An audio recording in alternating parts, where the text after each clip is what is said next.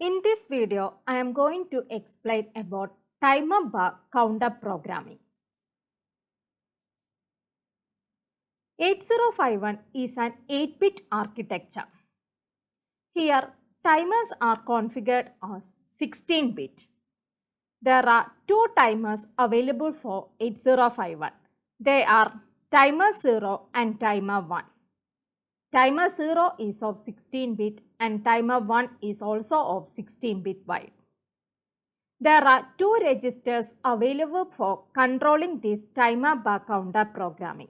They are TMOD register and TCON register.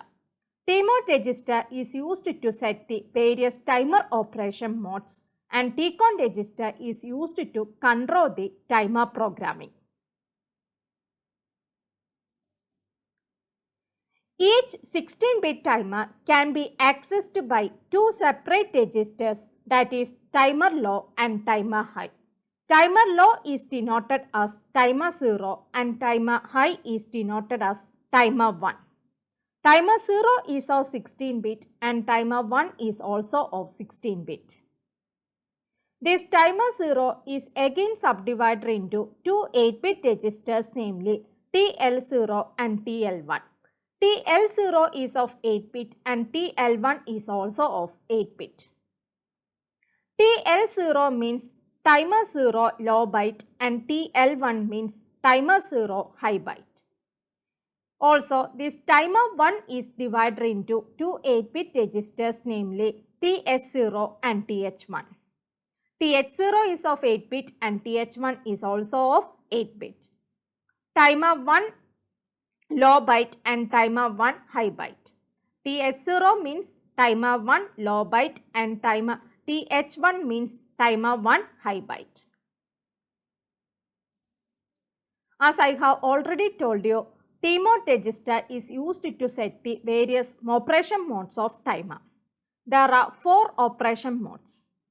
They are mode 0, mode 1, mode 2 and mode 3. Here you can see TMOD register is of 8-bit.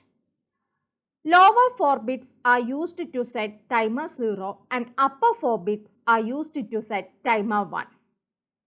You can see timer 0 and timer 1 having same bits available.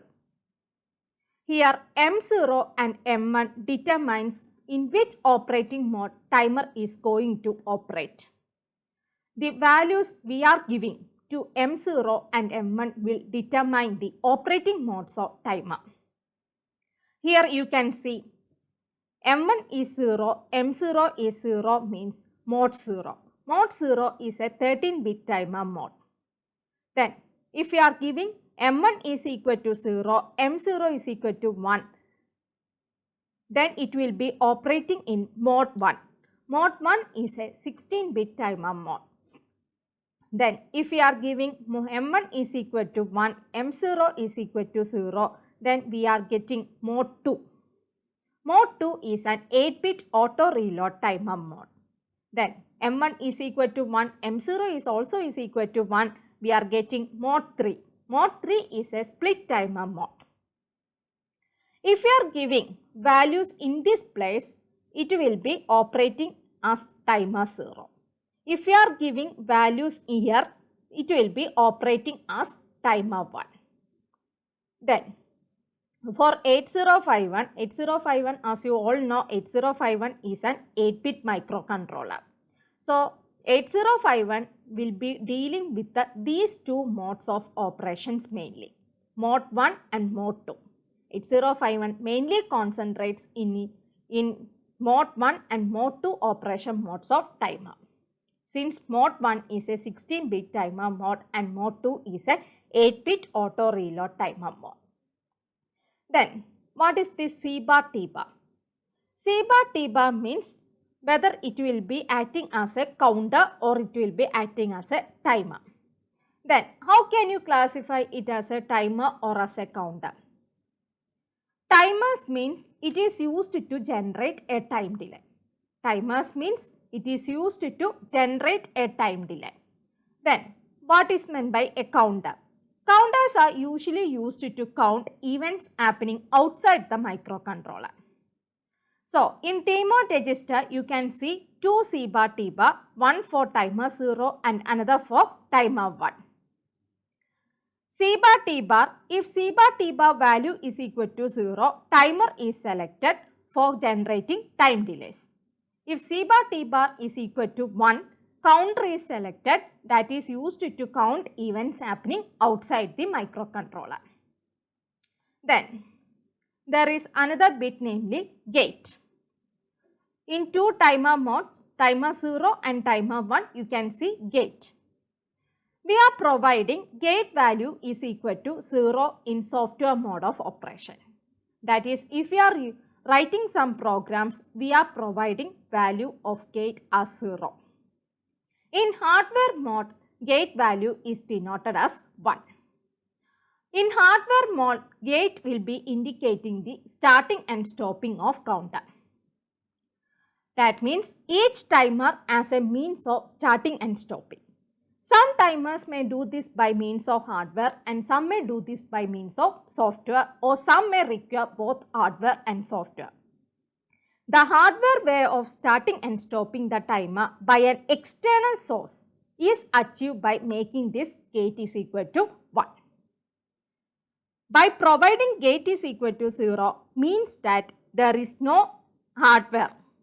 That means no external hardware is needed to start and stop this timer. That is, this timer will be operating in some software mode. So, hope you have understood this T-mod register. Now, we can see one question related to T-mod register. Indicate which mode and which timer are selected for each of the following. Move T-mod, #01. This 01 can be represented as 0000, 1 can be represented as 0001. Here, value comes under timer 0. So, you can denote it as we have selected timer 0. Then, M1 is equal to 0 and M0 is equal to 1. Which mode it is acting? 00 means mode 0, 01 means mode 1. So, we are selecting mode 1 of timer 0 is selected. All these values are 0. So, timer 1 is inactive in this case. Here, a 1 occurs here, a value occurs here. That means timer 0 is operated here. Then, second question. Move T-mod, #2 2 can be represented as 0010 and 0 as 0000. This you have to split up into 4 bits. Here also you have to split up into 4 bits. First one into 4 and second one into 4. First one specifies upper 4 nibbles and second one specifies lower 4 bytes. Here 2 can be denoted as 0010 and 0 as 0000. Here you can see for timer 0 there is no operations available. For timer 1 here there is a 10 operation is active. That means we have selected timer 1. Then in which mode it is operating? Since M1 is equal to 1 and M0 is equal to 0 means that it is operating under mode 2. So, mode 2 of timer 1 is selected. In this manner, you can represent T-mod register values. Then, next is T-con register. T-con register is used to control the timer or counter operations. Then, as you all know, T-con is an 8-bit register. It is a bit addressable register. Then, what is meant by this bit addressable? Bit addressable means you can denote it as this is lower significant bit and this is upper significant, that is most significant bit. You can denote each in the form of Tcon.7, Tcon.6 up to Tcon.0. You can either specify by using these representations or by using these representations. Then, Tcon register upper 4 bits are used for controlling the timer and lower 4 bits are used for controlling the interrupt. Upper 4 bits are used for controlling the timer and lower 4 bits are used for controlling the interrupt. Here you can see most significant bit is TF1. Here there is TF0. TF1 is used for timer 1 operations and TF0 is used for timer 0 operations. Then what is this F? F means overflow flag. Then what is the meaning of overflow? As you all know, in 8-bit operations, timer starts counting. Timer counts from 00H to FFH. Whenever it runs or rolls over from FFH to 00H, a timer overflow flag will set. That flag namely TF1 for timer 1 and TF0 for timer 0. So, timer 1 overflow flag TF1 and timer 0 overflow flag is TF0. Timer has its own timer flag TF0 for timer 0 and TF1 for timer 1. After timer is started, it starts counting up. It counts up until it reaches its final value. Either it is FFH for an 8-bit timer and or it is FFFFH for a 16-bit timer. Whenever it rolls over from its final value FFH to 00H or from, if it is 16-bit value, then from FFFFH to 0000H, it sets high a flag bit called a timer flag. The timer flags are denoted as TF1 and TF0. TF1 for timer 1 and TF0 for timer 0.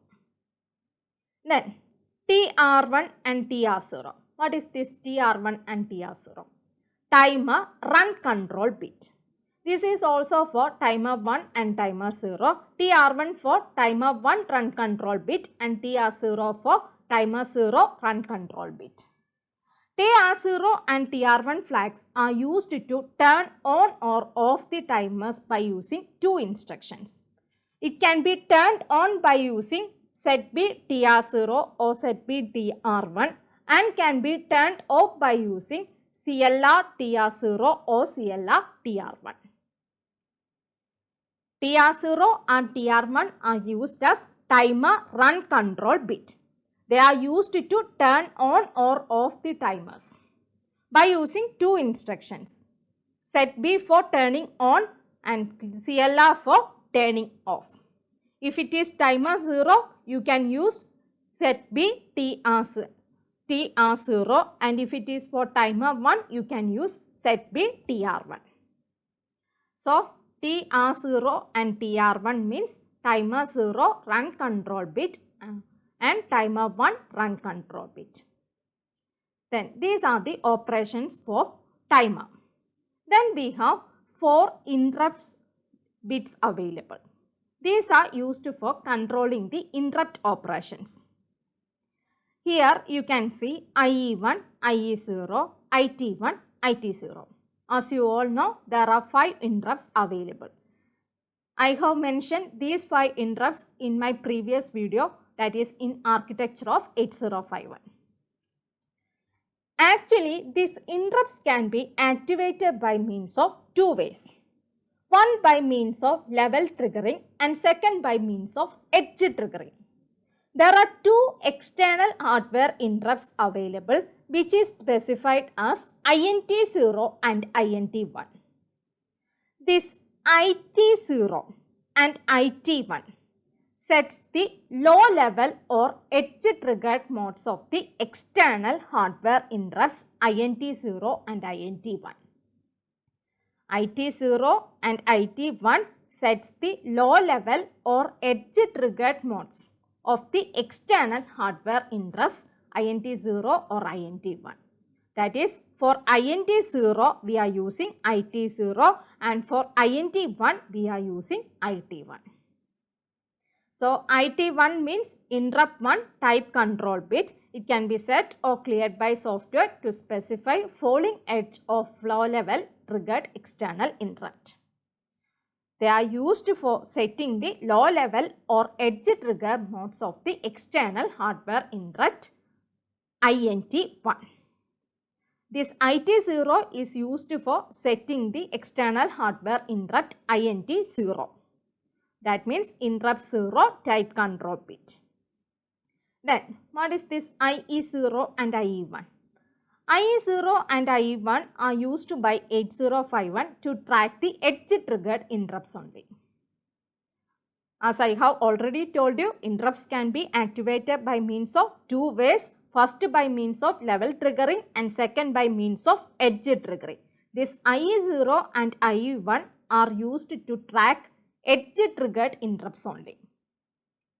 That means IE0 and IE1 are used by 8051 to latch the high to low transition on this INT0 and INT1 pins. There are two external hardware interrupts available. First one is INT0,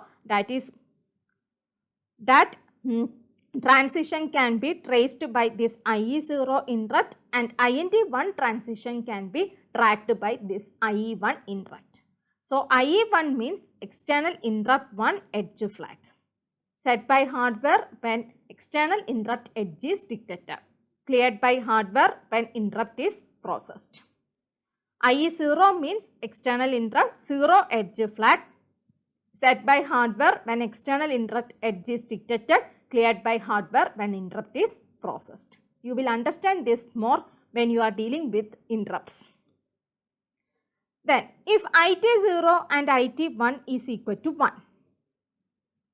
Suppose IT0 or IT1 is equal to 1 or 0 means that hardware interrupts are low level triggered. Then this IE0 and IE1 are not active at all. They are not used. If IT0 or IT1 is equal to 0 means that hardware interrupts are low level triggered. Then this IE0 and IE1, that is edge triggered modes only, they are going to act. They will be acting under low level triggered interrupts. So TCON register is used to control the timer or interrupt operations. Lower 4 bits are used for controlling the interrupt and upper 4 bits are used for controlling the timer. You will understand more these 4 bits when you are studying interrupts. Thank you.